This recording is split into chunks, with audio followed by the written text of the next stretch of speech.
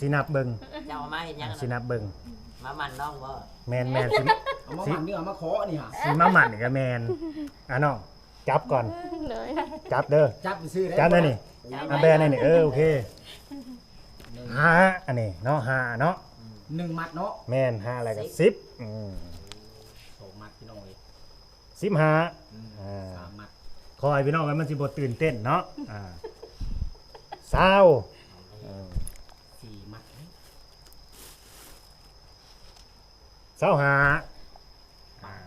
โทษพี่น้อง 30พ่อบ่น้องล่ะสามีพ่อบ่ฮะ พ่อว่า พ่อบ่โดยอาศัย30 ให้แม่บอกกันนี่ฮะ 35บ่ให้แม่น่ะได้แต่เบิ่ง เพราะว่ามันนี่คือว่าขอแล้วว่าโดยแล้ว 40เอาสบายดีสวัสดีพ่อแม่พี่น้อง FC ที่ฮักแพงเบิดสุขุสุคนเบิดสุมองสุบอนนะพี่น้องเด้อพอๆช่อง YouTube บ่าวลาวพาเพลินคือเก่าคือเดิมเพิ่มเติมมื้อนี้มาพี่เลยพี่น้องเอ้ยทางเมืองอัสสพรเนาะแขวงสวรรณเขตพี่น้องเอ้ยเนาะมาตามจุดประสงค์เนาะของ FC หรือว่ามื้อนี้สิมีการเซอร์ไพรส์กับแม่นพี่น้องเอ้ยเนาะสิมีการเซอร์ไพรส์ชาวลาวเนาะเอามาทำภารกิจพิชิตใจชาวลาวได้มื้อนี้พี่น้องเอ้ยมาทำภารกิจพิชิตใจชาวลาวหลายคู่หลายคนที่เขามาเบิ่งมาชมมื้อนี้ก็อาจจะตื่นเต้นตื่นตาตื่นใจแล้วก็บ่คิดบ่ฝันเลยพี่น้องเอ้ยเนาะบ่คิดบ่ฝันรวมทั้งชาวลาวเพิ่นนั่นแหละเนาะเพราะว่ามื้อนี้ก็สิเป็นเคสสำคัญเนาะหรือว่าคลิปสำคัญกับแม่นเพราะว่าบ่เคยแบบมีหยังที่ว่าเซอร์ไพรส์สาวโสดคนใดขนาดนี้มาก่อนนะพี่น้องเอ้ยเนาะ อันนี้เป็นครั้งแรกเนาะเป็นครั้งแรกแล้วก็ครั้งทำอิฐเนาะสาวลาวหรือว่า นมโสดนั่นแหละทั้งหลายที่ว่าเข้ามาเบิ่งมาชมก็อาจจะเขาเรียกว่าอาจจะยินดีน้ำน้องบางคนก็อาจจะยินดีน้ำแต่บางคนก็อาจจะคิดไปในทางลบก็มีพี่น้องเอ้ยนี่ก็ดีเนาะก็แล้วแต่ไปสิคิดไปในใดก็แล้วแต่เนาะแต่ว่าคือมื้อนี้คือเฮามาจัดหนักจัดเต็มแล้วให้ทั้งอ้ายใหญ่เพิ่นเนาะที่ว่าเพิ่นมอบหมายภารกิจให้เฮาแหละเนาะตอนนี้กำฮอดมาถึงเฮือนของสาวโสดเพิ่นเป็นที่เรียบร้อยพี่น้องเอ้ยเนาะมื้อนี้สิมีการปิดใจผู้สาวนำเด้อมื้อนี้สิมีการปิดใจผู้สาวนำเนาะตอนนี้ก็มากันกับทีมอะไรพี่น้องเอ้ยทีมงานเนาะมากัน3คน4คนเนาะบ่หลายอย่าห่างบ่ได้เข้ามาเบิ่งมาชมก็ฝากเป็นกำลังใจในเด้อพี่น้องเด้อฝากกดไลค์กดแชร์เนาะและถ้าเกิดว่าผู้ใดสนอกสนใจเนาะสาวโสดคนใดที่ว่าบ่าวลาวพาเพิ่นไปสัมภาษณ์ก็ติดต่อมาเนาะเอาข้อมูลกันติดต่อได้เด้อขึ้นอยู่หน้าจอเนาะไปบ่หลายอย่าห่างไปเบิ่งว่ามื้อนี้เขามีหยังมาเซอร์ไพรส์ผู้สาวโสดเพิ่นนำเนาะได้พี่สังแหน่ติดไม้ติดมือมาไปสบายดี โดยสบายดี บ่าวคำไพคนโก้ โดยสบายดีหมาที่ทั้งเหลืองฉลืออยู่หมาสิดาบ่ จะคือเฮาคือว่าเคยกินอยู่มากอันนี้เนาะ กินเป็นบ่ แม่นๆอันนี้ก็ เบื่อบ่ อันนี้ก็สิเป็นข้าวพี่น้องเนาะสิเป็นข้าวแล้วเพราะว่า เข้าบ่นี่ฮะ ข้าวซื้อข้าวมาให้ทางเพิ่นน้ำแน่นะ ข้าวสารพี่ แม่นๆข้าวสาร ได้ข้าวสารมาซื้อไผ่พี่น้องเลยมี แม่นข้าวสาร3กระสอบ 3 กระสอบพุ่นน่ะ โอ้150 กิโล แม่น เอามาซื้อไผ่สาวโสดพี่น้องเลย บ่เอาไว้ให้ก่อน เฮ็ดจะได้สิเอาไปได้บัดฮอด3 กระสอบ คนละสอบเด้อบ่าวคำไพคนโก้ กระสอบบ่โทษพี่น้องเลยคนละเป๋าหิมะบ่จ้อยแดกบ่ได้แล้วบ่ได้กินได้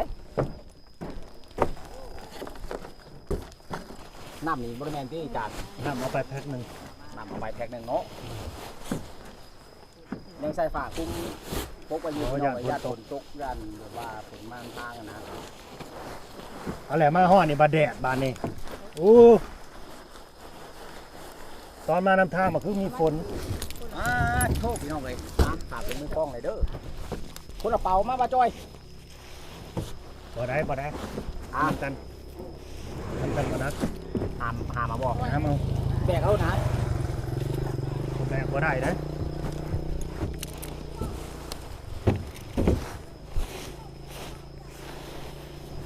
แบบได้รถเต้ข่อยเมื่อวานนี่ ให้ผู้สาว สาว มา ผู้สาวมาแบกกระสอบหนึง มาหาซอยมันมีแห้งยอเขา ไผสิมาหามซอยนะผู้สาวบ่ เพราะว่าหาม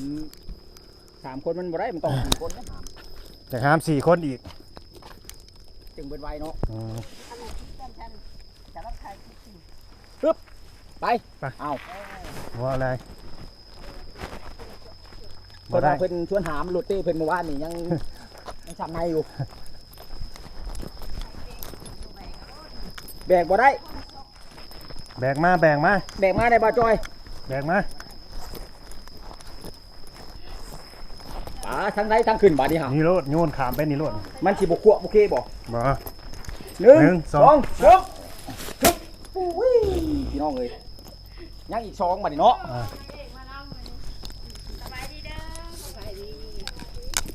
ยังอีก2เป่าท่านเบิดพี่น้องเอ้ยไปเอาอีกก้อน อืม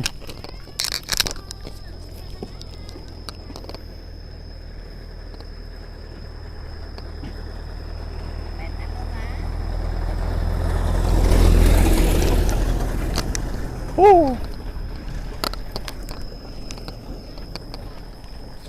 แล้วก็ให้กันตัวแล้ว พักก่อน เล่นเอาไว้พี่นักเตะนี่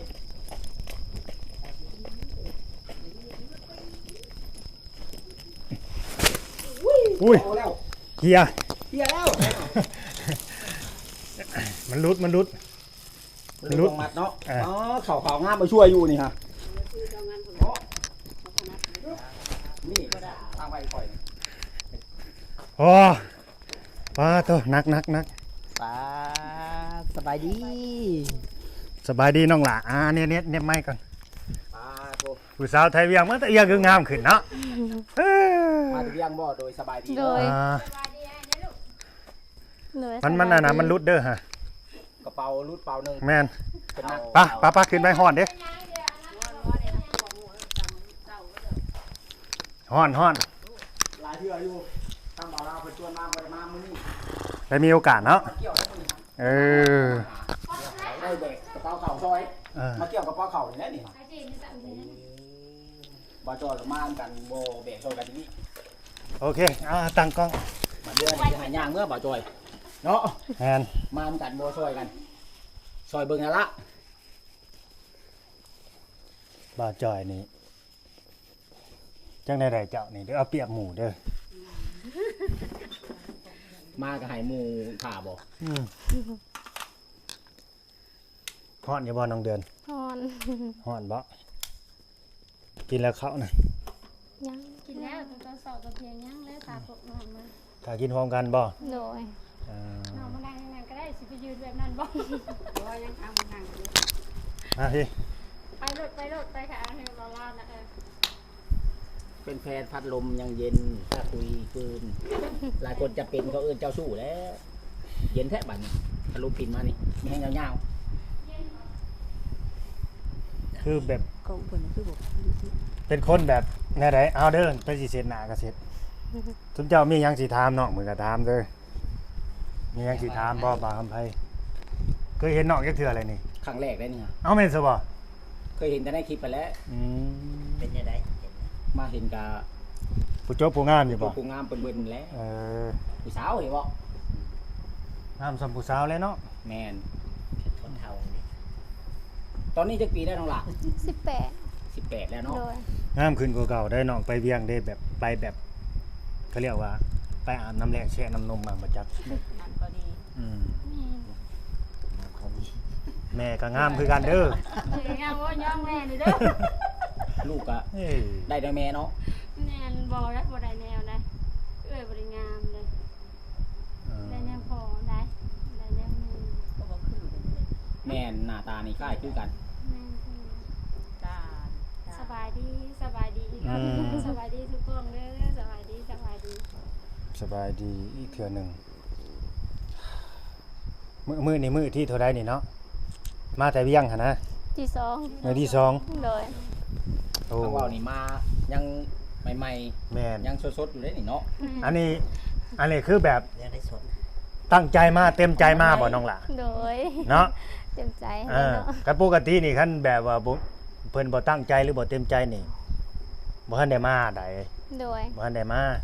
เนาะก็คือมาตามจุดประสงค์นั่นแหละ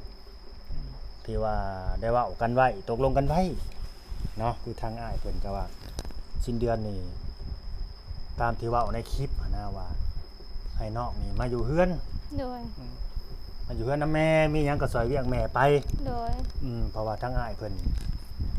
บ่อ สิ ยาก ดูแลหั้นนะบ่อยากให้น้องลำบาก แน่ แน่ ให้น้องไปลำบาก แม่น ต่อมา ทุกป่านนั้นเนาะ เอ้าเงินเดือนเท่าไรอ่ะเงินเดือนเท่าไรน้องล่ะ เงินเดือนบนเนาะให้เวียนหั่นบ่ แม่น 2ล้านห้า 2ล้าน ล้านห้า 5เงินเดือน2ล้าน5ประมาณ 4,000 หรือ 5,000บ่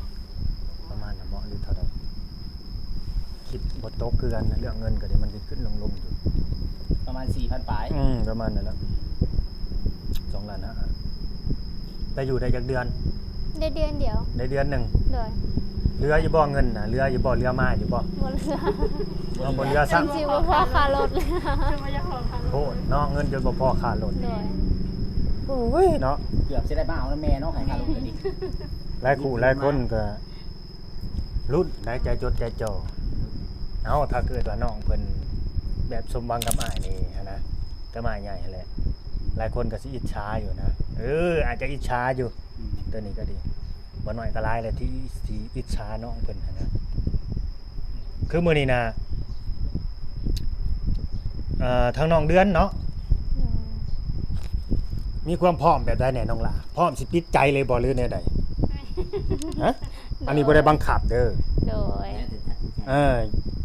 ตัดสินใจแล้วก็ด้วยความสมัครใจของน้องได้ว่า โดย ถ้าน้องให้น้องคิดเอาเองหั่นแหละ อยู่ที่ตัวน้องเองเนี่ย ให้น้องคิดเอาเองว่า ว่าสิพอปิดบ่หรือว่า แม่น สิเปิดโตอีก ว่าผู้ชายคนนี้เขาเพียบพร้อมเขาพร้อมสิดูแลเฮาบ่หั่นน่ะ โด เออ ย เขาสิดูแลเฮาแล้วก็ครอบครัวเฮาให้สุขสบายได้อีหลีบ่หั่นน่ะเพราะว่าทุกสิ่งทุกอย่างมันก็ต้องมีเขาเรียกว่าต้องมีที่เฮาเฮ็ดเนี่ยนะมันก็ต้องมีแบบว่า เขาเอาเนี่ยได้บังคับไผข้อยก็งงแบบคือเพิ่นแสดงให้เห็นน่ะนะบ่ได้เว้าแต่ปากคือแสดงให้เห็นนำหั่นน่ะ เว้าได้แล้วก็เฮ็ดได้นี่นะ แม่น ต้องมีอีหยังสักอย่างที่ว่าข่อยเว้าแหละเจ้าจะได้อันนั้นอันนี้แหละข่อยสามารถเฮ็ดให้เจ้าได้บ่แม่นข่อยเว้าละล่าจังซี่นะ ให้น้องเพิ่นตัดสินใจเอาอันนี้เพิ่นว่าบ่ได้บังคับ โดย บ่ได้บังคับแล้วก็หลายคู่หลายคนก็น่าจะเห็นทางน้องเพิ่นก็น่าจะจะอิจฉาแล้วก็ก็คือบ่อยากให้น้องไปเสียโอกาสตรงนี้หั้นนะในเมื่อว่ามีคนที่ว่ายืนไม้ยืนมือมาช่วยเหลือเฮาแต่เพิ่นฮักเพิ่นแพงเฮาพร้อมที่จะดูแลเฮานะเบิ่งแย่งเฮาเพราะบ่ได้มีแต่น้องครอบครัวน้องเด้แม่เฒ่ากับอันนั้นเพิ่นก็ยังสิเบิ่งอีกว่าซั่น โดย เป็นซองครอบครัวเลย เจ้าสิไว้ที่บ่าวคำไผเอาเป็นเจ้าบ่าวจอยเด้จะสิไว้บ่เอา บ่ให้ ถ้าสายหัวเลยบ่าวจอยบ่ไว้ว่าซั่นก็ยอมแพ้ แต่ แล้ว ลำพังครอบครัวตัวเองก็ยังบ่รอดแล้ว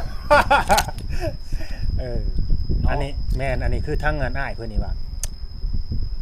ดูแลทั้งสองเลยเฮ็ดในได้แล้วว่าซั่นบ่าวลาวว่าซั่น แต่อันนี้ก็ พอเอาหักแพงเพิ่น ขึ้นกับการตัดสินใจของน้องเพิ่นบัดนี้ แม่น ต่อไปนี่นะ แม่ ว่าน จะลงเอยกับทั้งอ้ายเพิ่นบ่พอปิดใจบ่ เพราะว่าน้องเพิ่นน่ะก็สิได้คุยแล้วแล้วทั้งอ้ายเพิ่นก็น่าสิได้เว้ากันแล้วว่ากับน้องเพิ่นแนวใดหั่นน่ะก็สิได้รู้แล้วทางน้องเดือนนี่สิรับอ้ายเพิ่นได้บ่สิอายคนบ่ถ้าเกิดว่าตกลงปรงใจกับเพิ่นหั่นนะ แม่น สิบ่อายคนบ่สิรับเพิ่นได้บ่ อายยังเนาะ อายหยังแบบว่าเพิ่นอายุหลายกว่าเฮาหั่นนะ โดย อันนี้ลายเป็นเพียงตัวเลขนะ แมน แม่นขอเพียงแต่ว่าเพิ่นดูแลเฮาได้ โดยผู้ ดูแล ลูก ครอบครัวเฮาได้ก็พอ แม่นคือผู้น้องเดือนนี่สิอายคนบ่ผู้แม่เด้ซะคือไอ้เวียงนี่สิบ่อายบ่ว่าเฮ้ย เดี๋ยวขึ้นได้ลูกเคยทำ ได้ลูกเคยสูงวัยแท้เอาว่า อย่าไปขอทั้งหมด สิได้กดลูกบ่ตัวก่อน บ่ บ่ได้อาย ยินดีบ่ ได้อายโดย เต็มใจบ่ เต็มใจ ทั้งแม่ทั้งลูกได้ แม่นบ่เกี่ยวกับอายุ เด็ดขาดบ่ แม่น คักแน่ได้ ครั้งแรก หลายคู่หลายคนเป็นพยานช่วยกันได้นี่ แม่น โดย บ่มีแต่ โดย เอาบ่มีแต่เฮาได้ดิ FC หลายๆคนได้ แม่น โดยโดย บ่แม่นสิมาว่าตอนนี้แล้วบ่ได้แน่เนาะบ่าวเรา บ่ได้ได้ บ่เกี่ยวกับอายุพอเพียงหักแพงเพิ่นดูแลเพิ่นเบิ่งแยง อืม บ่รังเกียจครอบครัวของ เจ้าโดยคือทั้งเอื้อยคิดบ่มื้อนี้สิได้ข้าวสารมาอีก3กระสอบ บ่ นี่ เอ้ยบ่ได้คิดเพราะว่าเพิ่นก็บ่ได้บอกเนาะบ่ได้ฮู้ สามกระสอบพุ่นเนาะเบิ่งแน่ อยากถามอีกว่า3กระสอบก่อนหน้าน่ะกินเบิดแล้วบ่ ยัง เนาะ บ่ได้กินเลย อ่า ยังอยู่ มื้อนี้ได้มาอีก3นี่ แม่ เอ กิน อ บ่ทัน เพิ่นก็บ่ฮู้แล้วแนวบ่ได้บอกล่วงหน้าสั่นสิว่ามาซื้อไผ แม่นบ่ฮู้ได้บ่ฮู้ได้ว่าพวกน้องสิเอาข้าวสารมาอีกขนาดยังอยู่ยังบ่ได้เบิด โดย ยังหลายอยู่เนาะสั่ง ยั สิ งห กิน ลายอ พี่ ยู่ น้องเอ้ย ยังหลายอยู่ เพิ่นก็เว้าแล้วบ่ได้ว่าย่านอายคนขอเพียงแต่ว่าเพิ่นฮักแท้ดูแลได้ แม่น แต่ก็ฮักเฮาแพงครอบครัวเฮาเนาะ โดย เพิ่นดีเพิ่นว่าง่ายก็ฮักเฮาแพงเฮาหั่นแหละ แม่นเฮาแฟนเฮานะบ่รังเกียจในครอบครัวเอื้อยว่าสิ แม่นเพิ่นน่ะบ่รังเกียจดอก แม่โดยซ้ำที่เพิ่นให้ได้เอื้อยก็บ่ได้ว่าหยัง เพิ่นเดินทางมาฮอดขนาดนี้แล้วเพิ่นบ่มีคำว่ารังเกียจ โดย มีแต่เต็มใจ โดย อยากซอย เต็มที่นะ แม่น แม่น อยากซอยเหลือ แม่น หักแพงเบิ่งแย่งบ่ได้หักแต่น้องเดือนเด้คือความหมายเพิ่นว่าเพิ่นหักเบิดครอบครัวของน้องเดือน โดย พ่อแม่พี่น้อง ลูกหลาน แม่นหักแพงเบิดหักแพงเบิ่งแย่ง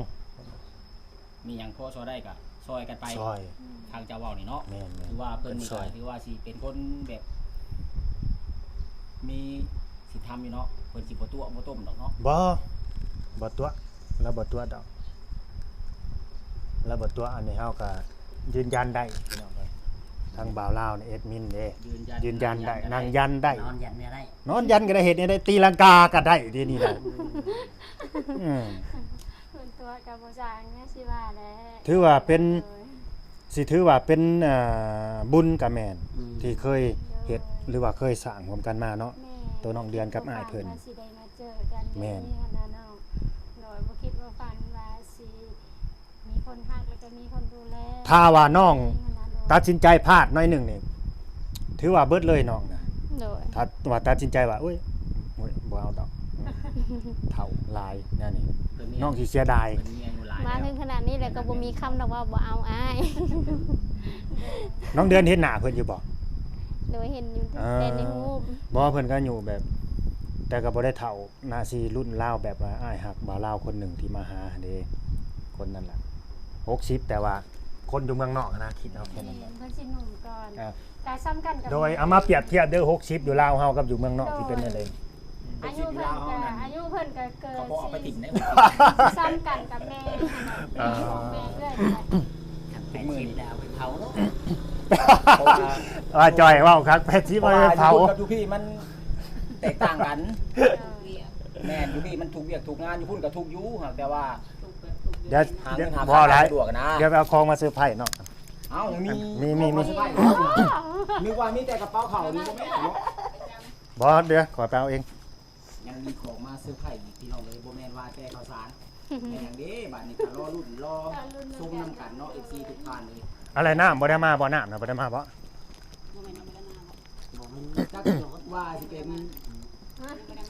น้ำกาหัวเสือบ่จักดอกบาดนี้ แม่น อยู่น้ำไผ่ น้ำกาหัวเสือ คนน้อยว่าเห็นเพิ่นออกไปเขาเรือนน่ะเพิ่นดื้อดื้อดื้อเนาะแอวจะแอวพอ บ่ได้ตีน้องเดือนบัดเวลาเพิ่นมาเพิ่นหาบัดแล่นกบเข้าป่าแล้ว โอ้ เพิ่นเฮ็ดแหละ แลนลี่เนี่ยมาเอา สิแลนนี่ยังเนาะ สิแลนเพิ่นนี่นะ นี่เด้น้ำนี่เอาน้ำไปซื้อไผ่ โอ้น้ำหัวเสือน้ำอนามัย น้ำหัวเสือสิเป็นสะพายว่าซะ มาซื้อไผ่น้องเดือน นี่ธงดำนี่คิดได้ยังในธงดำนี่ โอ้ได้ยังมา คิดได้ยังในธงดำนี่ ได้ยังมาแบ่งมาปั่นกันในแม่ ห่าน น้ำหัวเสือ ห่าน น้องเลยพอได้กิน เดี๋ยวสิแบ่งให้คนละขวด คนละขวดมาเอา อันนี้น้ำเนาะ น้ำ อัน ดื่ นี้ ม ได้ใน อันนี้น้ ปลาโถน้ำดื่มพี่น้อง บ่แบบต้องขออนุญาตนั่งกลางเด้อ เดินมาเป็นหยัง ขออนุญาตนั่งกลางพี่น้องเอ้ ถ้าย ว่าเลยสิปันสามพูดป่ะเนี่ย หยัง ผู้ชายพูดครัวบ่นี่สิ ปันหยังปันหยัง ปันหยัง ปันหยังกลางนะ อ่านี่แหละคือของขวัญพี่น้องเอ้ยเนาะ ขอความมาซื้อไผ่บ่ ของขวัญ เป็นหยัง เอากระทงยางเอ้ยเจ้าคิดว่าไอ้หยังน่ะ เอาเลยเอาทุกอย่างมาให้น้องเพิ่นติ เออ ไปเบิ่งโซมหน้าโซมตาอยู่ว่าแม่นอีหยังในสนามน้องเดี๋ยวที่นี่บุกแกะนี่พี่น้อง อีหยังล่ะ ดีใจ คิดว่าไอ้หยังอ่ะ คาราเทองค์นี่จักสิว่าจังไดเนาะ บ่เท่บ่เท่ บ่เท่บ่เท่ อยู่ว่ามันเป็นจัก สินับสินับเบิ่ง เจ้าเอามาเฮ็ดหยัง สินับเบิ่ง มามันน้องบ่ แม่นแม่นสิ เอามาหมันเนื้อมาขอนี่ฮะ สิมาหมั่นก็แม่นอ่ะน้องจับก่อน เลย จับเด้อ จับไปซื้อได้ จับได้นี่เอาแบนได้นี่โอเคหาอันนี้เนาะหาเนาะ 1มัดเนาะ แม่นหาอะไรก็10 2มัดพี่น้องเอ้ย 15อ่า 3มัด คอยพี่น้องไว้มันสิบ่ตื่นเต้นเนาะ20 4มัด 25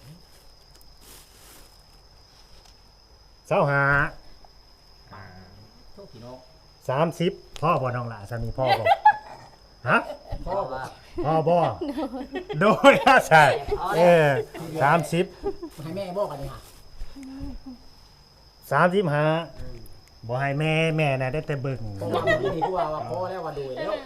40เอามีแถมเด้พ่อบ่40แบบพ่อบ่ เพราะว่าถ้าพ่อไป พ่อ นะ น้อง พ่อบ่คันพ่อก็สิให้แม่ได้ป่านนี้ยังบ่พ่ออยู่ เลย 40พี่น้องเอ้ยอันนี้50เด้อนี่เด้ออันนี้คือ10ล้านอันนี้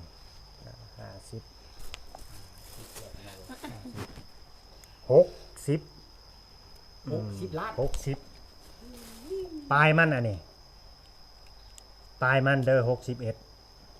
แล้วก็มีปลายอีกเล็กหน่อยนะ ปลายมันเท่าไรปลายมัน61แล้ว ปลายมัน61ซื่อๆแหละพ่อแค่นั้นแหละเนาะ61 60บ่ได้บอกพอดีเลขมุนกลมงามเนี่ยยังมีอีกหนึง เนาะเอาต้องมีปลายเด้ซะ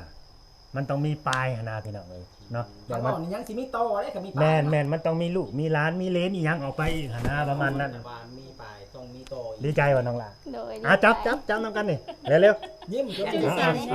ถ่ายรูปเอาซุมเจ้า พี่น้องเอ้ยดีใจน้ำน้องเดือนคือได้อยู่บ่แบบนี้ บ่เคยครั้งแรกในชีวิต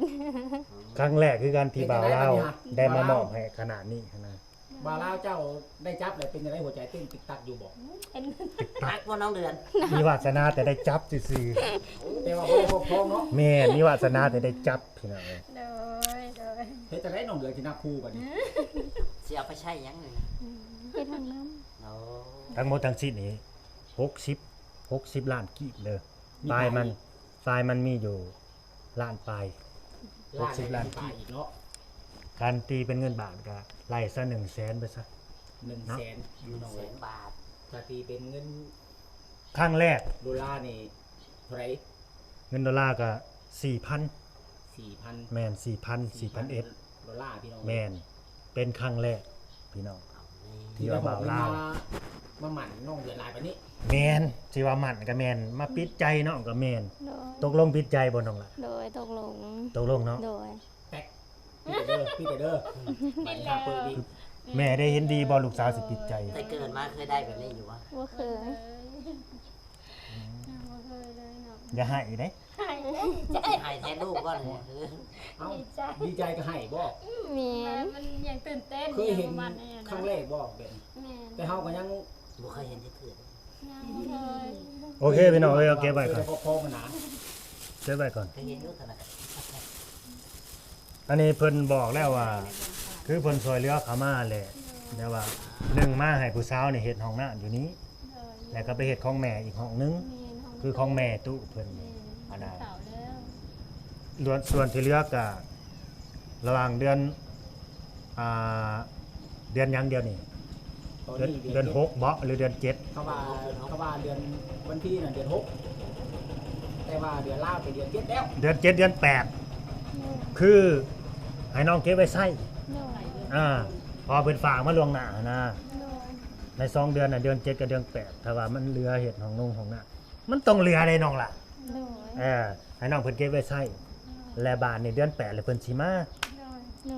เพิ่นมาเดือน8แล้วเพิ่นก็สิซื้อรถให้คันหนึงแล้วก็โทรศัพท์ iPhone โหลดอย่างเด้เนาะจักรยานบ่ จักรถหยังอันนี้ก็ดีสิเป็นรถ รุ่นน่ะถ้ารุ่นนำกัน อยู่ว่ารถไถบ่ แต่ว่า iPhone นี่สิเป็น67ผู้ใดบ่แม่นรุ่น เอาแล้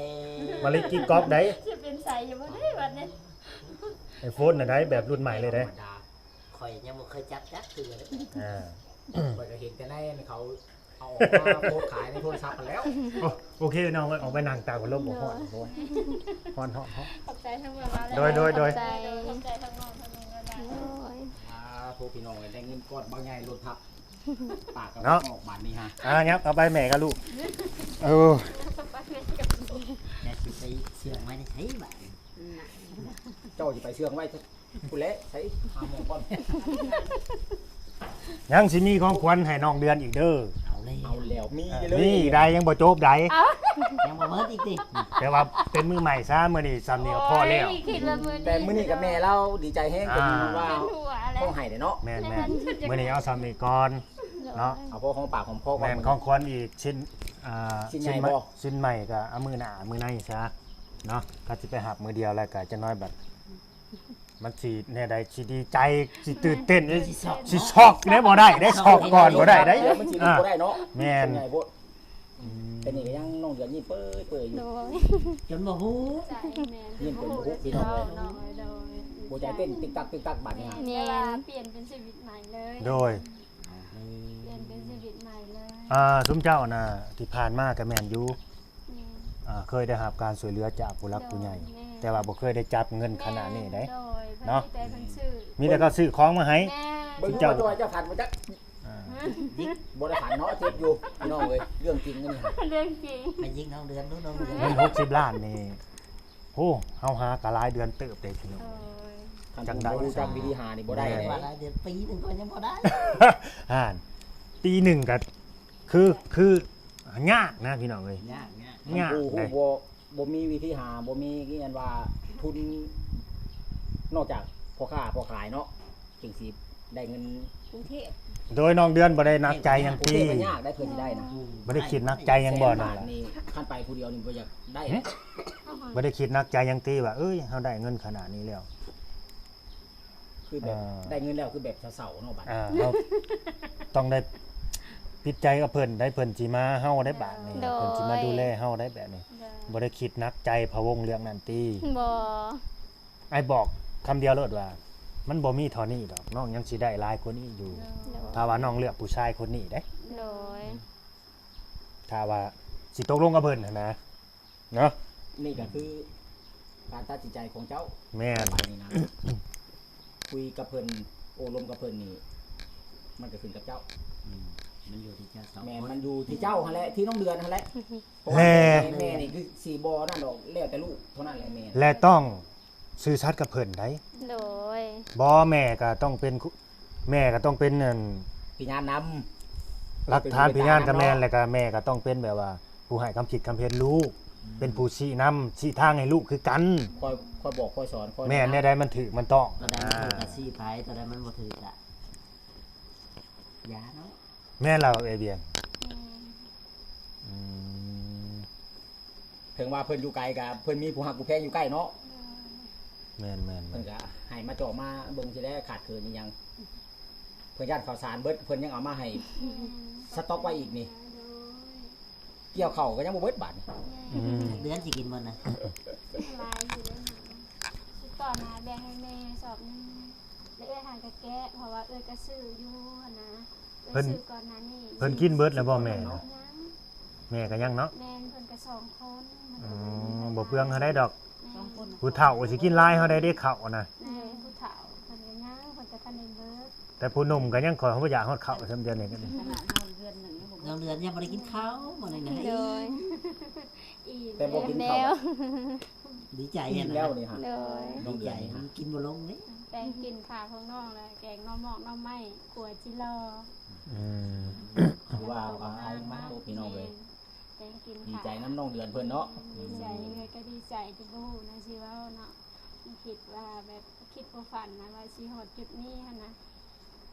คิดบ่ฝันสิว่ามีคนหักคนแพงลูกเอื้อยแล้วก็เอื้อยหั่นนะสิดูแลเบิ่งแยงขนาดนี้นะเอื้อยนะดีใจถึงบ่เห็นหน้ากันก็เพิ่นก็ยังแบบซอยเฮาได้ เพิ่นยังกล้าขนาดนี้ เพิ่น เด้ ยังกะ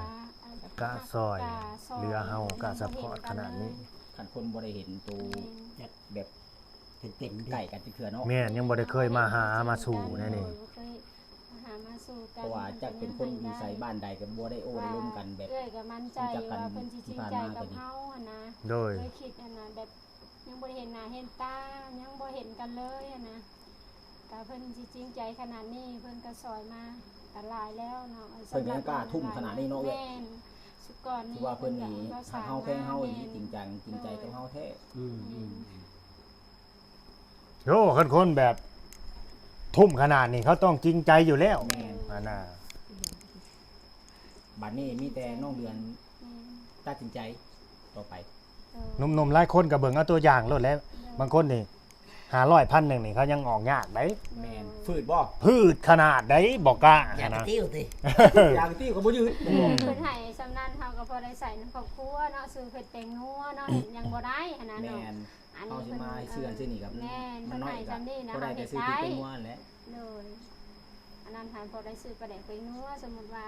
500 บาท 1,000 บาทนะนะ โดย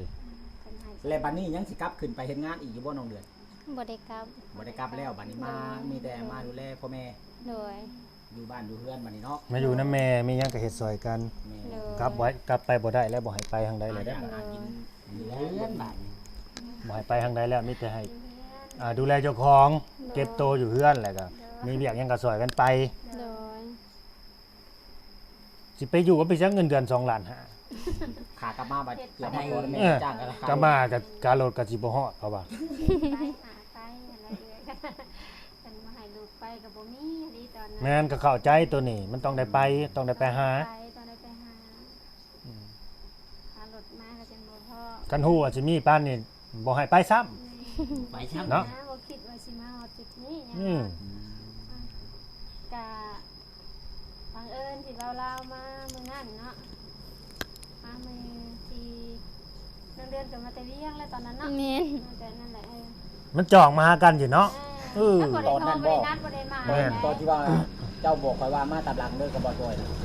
ตอนนั้นแหละ ยอมแม่นมันจะ บ่ได้นัดบ่ได้หมายหยังหั่นน่ะแล้วเพิ่นก็ว่าหยอกว่าสนใจบ่ว่าซั่นอยากมีผู้มีคนดูแลก็อยากมีเนาะเป็นไผบ่อยากมีหั่นน่ะอยากมีคนอย่างแย่งหั่นน่ะบ่เกี่ยวกับหน้าตาหรือบ่เกี่ยวกับอายุหั่นน่ะก็รวมกันอยู่กับลูกกันนะ ขอเพียงแต่เพิ่นฮักเฮาแค่เฮาก็พอแล้ว โด เนาะ ยบ่เกี่ยวกับงามหรือกี่ไร่บ่เกี่ยวเขาเห็นหักแค่กันไปนํกันได้แล้วโอเค คันว่าผู้หนุ่มก็เอามาโดด แม่ บ่จักตบบ่จักตีบ่จักเว้าสาบแช่งนั่นนั่นนี่ก็ไผ เขา สิอ ไป ยู่นำ กั ได้ นบ่ได้คือกันเลย ทั้งน้องเดือนก็สิปบคือกันฮอดบ่เอาพุ่นแม่นเนาะ เลยความผิดให้ เอามาว่าสิพอได้ซอยเวียกซอยงานบัดแฮงจะมาเป็นภาระเพิ่ม เลย หนุ่มก็บ่เอาข่อยน่ะ เลยคือกันได้เอ้ยคือกันนะ บ่แม่นเนาะว่าเอามาแหละสิให้แต่เฮาดูแลต่างคนก็ต่างดูแลกันและอยู่นำกันเด้ ต่างคนต่างซอยกันหาซอยกัน เวลาเจ้าเจ็บเจ้าเป็นก็ข่อยเบิ่งเจ้า แม่ เวลาข่อยเป็นก็เจ้าเบิ่งข่อยนั่นแหล้ว จะเปลี่ยนกันเนาะ แม่นเพราะว่าเฮาอยู่นำกันต้องเบิ่งแย่งกันนั่นแหล้ว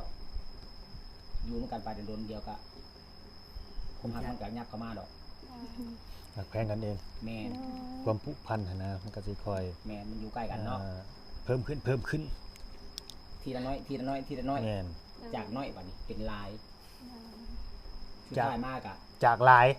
ได้ เบิด อันได้อันว่า ตัวเลขมาเลย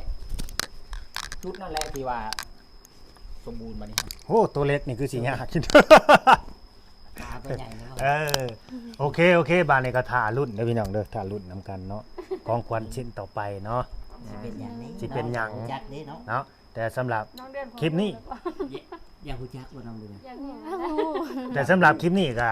เอาซ้ำนี่ก่อนเนาะถ้าเบิ่งคลิปหน้าตอนต่อไปพุ่นแหละของขวัญชิ้นต่อไปสิเป็นหยังก็ดี คลิปต่อไปอีก เอามันก็ต้องมีเรื่อยๆเนาะมันบ่จบง่ายเด้ ทยอยมา เดี๋ยว ท ว่าย อย ใหม่ มานะ มันต้องทยอยมาแหละพี่น้องเอ้ย เนาะก็ขอให้เพิ่นแนวใดสมหักสมหวังหั่นแหละว่าซั่นซะมีความจริงจังจริงใจเลยก็มีความสื่อสารต่อกันพี่น้องเอ้ยเนาะ โดย ก็ถ้าเบิ่งบัดเวลาอ้ายเพิ่นมาพุ่นแหละเนาะสิเป็นจังได เป็น กั ยั น งไงเนาะ ก็สิได้ฮู้ได้เห็นนํกันนี่ดอก คือตอนนี้ก็ใจเต้นอยู่บ่น้องอยู่ เพิ่นส่งกำลังใจเลยว่า ในการสู่เรือเข้ามาก่อนหั่นแหละ เพ ตื่น ราะว่า เต้น ตอน แห นี้ ละ คอยปิดเด้ปิด ตื่น แต่ เต้น ไกล จนสิเฮ็ดหยังบ่ถือพุ่น ปิด น่ะ แล้วเนาะ คือว่าเปิด ปิดแล้ว เปิดบ่ได้แล้วบัดนี้ แม่เปิดบ่ได้แล้ว ว่าพื้นห้องน้ำนี่มันสิมีคนเฮ็ดอยู่บ่ช่วงนี้หึ จังว่าและก็ได้ยากอยู่แล้วเพราะว่าย ามให้ยามนาเนาะ แม่นยามไหนยามนา หน้าฝน คือเฮาสิมาขุดบ่ขุดคุ้มเลย ให้กู อ้า มา ตัว แม่ ขุดง่ายอยู่หักหน้ามาติ พูดง่ายอยู่แต่บันพ้นโต๊ะมันน้ำมันอ่าง อืม นี่นะเห็ดจังได๋ตักน้ำขึ้นมาอีกแล้ว คุณน่ะอ่อนอยู่เฮาแต่ว่า แม่ มัน ยากอยู่ เฮ็ดหน้าฝนมันยากๆแน่นอนนึง แม่ยากๆแม่จะกี่เห็ดจังได๋ ขุดแล้วแสงลงปุบปับปุบปับโลดน่ะพายุปิดท่อไว้เลยเนี่ยนี่ปิดฟ้าไว้ มี นะ โทรมาเตรียมไว้เลย หรือว่าเขาเตรียมเครื่องไว้ก่อนบ่เนาะเนาะ ตั้งเครื่องมาก่อน เนาะ พุดแล้วเอาลงโล โดย นั่นแหละมันยังสิง่าย โดยเขาสร้างเครื่องมา พุดเขาให้จ้างให้พุด คันนั้นเอาง่ายๆซะคันเจ้าเฮ็ดไว้มันก็ได้ใช้ไว้แค่นั้น โดย มันจังบ่ยืดเยื้อซุมเจ้า เป็นผู้หญิงผู้หญิงอะนะ แม่น ผู้มีบ่อำนาจอำนาจค่ะมันยากมีแต่ เฮ็ดแล้วไว้ก็ได้ใส่ไว้ ข้างนำบ้านบ่เพื่อนบ่ใกล้ป่าเว้าบ่ได้นี่เดี๋ยวนี้ผู้บ่าวมาจอบเบิ่งโว้ยน้ำเนาะในห้องน้ำเป็นของตัวเองเนี่ยมันก็สบาย โดย ฝนตกฝนลงก็ใครแน่บ่มีบ่อนมุงหลังไว้แล้วเนาะบ่เราอันนี้ว่าสิแล่นกับป้าผู้ ผู้สาวทั้งแม่ทั้งลูกเนาะ แม่ สาวทั้งแม่ทั้งลูก มีแต่ว่า หาสร้างเพิ่น แม่ สิสะดวกเฮ็ดบ่ เอานั่นนี่ซะมีหยังอยากฝากถึงอ้ายเพิ่นบ่ขอมกขอบใจเพิ่นดู โดยขอบคุณ เพราะว่าสิได้จบคลิป โดยขอให้ลูกอยู่ดีมีแห้งเด้อทางแม่ก็บ่มีหยังหลายมีแต่ฝาก ขอให้ลูกผู้ใดฟังเอาคักได้ลูกเคย ทางแม่เฒ่านี่แฮงอยากให้มา แม่ ไว้ ได้ยังได้ยังบ่ได้เห็นหน้า แม่ น้องอยู่ อยากเห็นหน้า แม่ อยากเห็นหน้าอยากเห็นตัวเป็นๆพร้อมนะเดี๋ยวนี้ฮะ มีแห้งโดยทางผู้ใหญ่โดยขอโทษหลายๆ เอากังเว้าเจ้าเว้าถูกแล้ว ว่าถึกแล้ว เออ เนาะ ก็ค่อยแซวเจ้าซื่อ เด็กอายใน ๆเอ กัน อ เด้อ เจ้าเว้าถูกแล้ว ขอให้เพิ่นสุขภาพแข็งแรง แบบเว้าได้ก็ได้แบบว่าคนในครอบครัวเฮาหั่น โด น่ะ ยหน้าที่การงานก็ขอให้เจริญรุ่งเรืองต่อไปเดินทางไปไสมาไสก็ขอให้เพิ่นตลอดปลอดภัย โดย ขอให้มาไวๆเด้อ โดยมาหาแม่หาลูกไวๆเนาะ ให้มาไวๆเด้อสาธุ โดยตามนั่นแหละเพราะว่าผู้รักผู้ใหญ่แล้วมันคือห่างไกลกันแท้ซั่นเนาะ มันห่างกับฟ้ากับดินเลย กันน่ะลูกแม่ลูกเคยได้นี่คือได้ ถึงชีอย่างนะ เพิ่นว่าเพิ่นจะมีอายุยืนเจ้าค่ะแต่ว่า บ่เป็นหยังเพิ่นนับถืออันเด้ บ่เป็นหยัง เฮานับ เนาะ ถือเพิ่นนั่นน่ะเพิ่นก็นับถือเฮาบ่เกี่ยวกัน แม่น เขาก็เป็นแม่ของน้องเดือ อื น ม แม่น บ่เกี่ยวกับ เพิ่นก็เอิ้นเจ้าแม่คือเก่า แม่ โด โอเคว่าไปร้านกันยืดกันยาว แม่ พี่น้อง แม่ ตามเลยสบายดีพอ พอ เออ